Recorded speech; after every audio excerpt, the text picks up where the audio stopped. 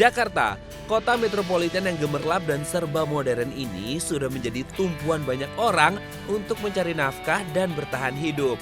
Aktivitas di kota ini berlangsung selama 24 jam. Namun, di tengah perkembangan kota Jakarta, di antara megahnya gedung bertingkat dan perkantoran di kota ini, Jakarta masih memiliki tantangan besar, yaitu banjir. Banjir adalah bencana yang menyejarah di sepanjang peradaban kota Jakarta.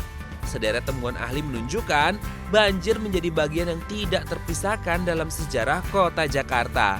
Bahkan jauh sebelum itu, saat kota ini masih bernama Batavia dan Sunda Kelapa. Sobat muda, banyak kerugian material dan imaterial yang terpaksa ditanggung para korban banjir di Jakarta setiap tahunnya. Bahkan, Kamar Dagang dan Industri DKI Jakarta menaksir kerugian akibat banjir yang dialami golongan pengusaha mencapai 30 hingga 40 miliar rupiah. Angka ini tentu tidak mewakili golongan lainnya yang juga terdampak banjir. Selain diakibatkan faktor alam, ulah tangan manusia yang merusak lingkungan menjadi faktor lain yang membuat banjir semakin parah dan terus memakan korban. Oleh karena itu, sejumlah ahli berpendapat banjir tidak lagi pantas disebut sebagai bencana alam melainkan bencana ekologis, alias bencana yang disebabkan oleh kerusakan alam akibat eksploitasi manusia. Apakah kamu setuju sobat muda? Nah, kali ini tim Indonesia mau mengajak sobat muda untuk mencari tahu tentang sejarah banjir di ibu kota dan upaya penanganannya kala itu. Yuk simak terus Indonesia.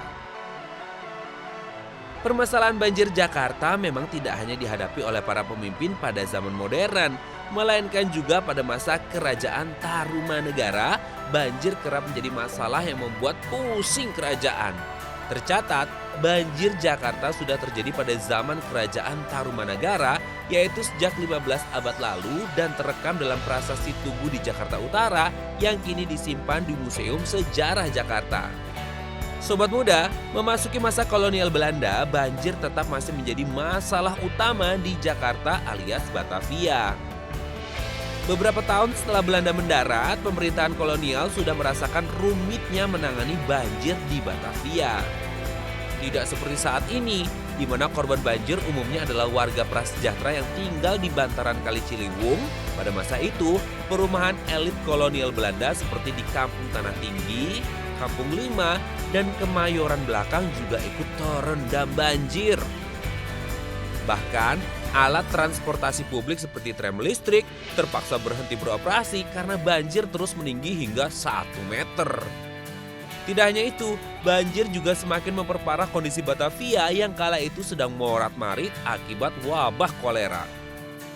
Sobat muda, upaya penanggulangan banjir di Batavia pertama kali dilakukan oleh Gubernur Batavia, Jenderal VOC yakni Jan Pieter Zoon. Kala itu, ia membagi aliran Sungai Ciliwung melalui pembangunan kanal-kanal seperti di negeri Belanda. Tujuannya adalah untuk memperlancar aliran Sungai Ciliwung menuju Laut Jawa dan juga digunakan sebagai sarana transportasi air di daerah Batavia. Mengacu pada prinsip pengendalian banjir DKI Jakarta, rencana induk pengendalian banjir Jakarta atau Master Plan for Drainage and Flood Control of Jakarta yang disusun dengan bantuan Netherlands Engineering Consultant atau NEDECO, pengendalian banjir di Jakarta kala itu bertumpu pada 2 kanal yang melingkari sebagian besar wilayah kota, yakni bernama Kanal Banjir Barat dan Kanal Banjir Timur. Bernama Profesor Insinyur Hendrik van Brun adalah aktor intelektual di balik berdirinya Kanal Banjir Jakarta pada 1913. Pria kelahiran 28 Mei 1881 ini ditunjuk Departemen Burgerlijke Openbaarwerken atau BOW untuk memimpin proyek pembangunan sistem kanal.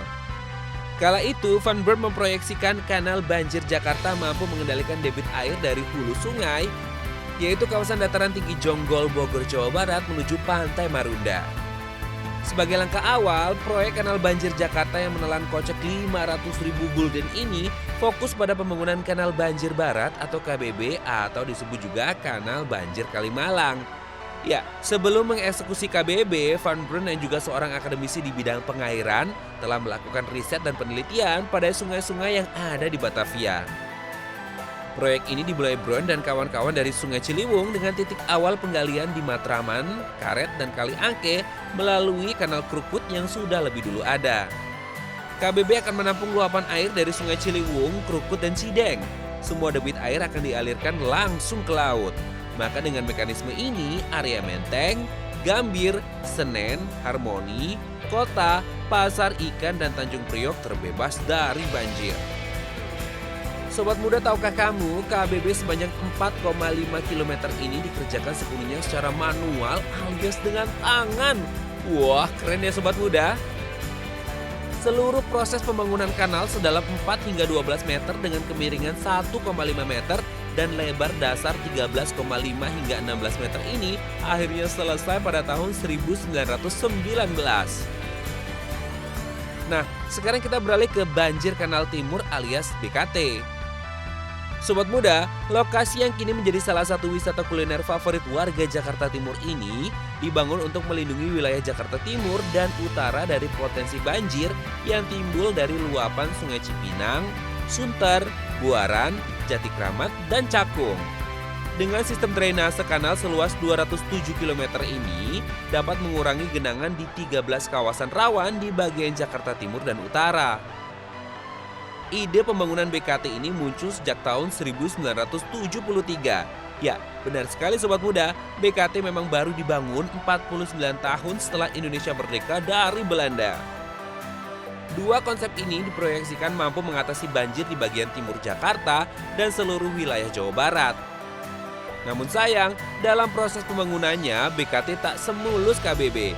Kendala dana membuat proyek ini lambat rampung.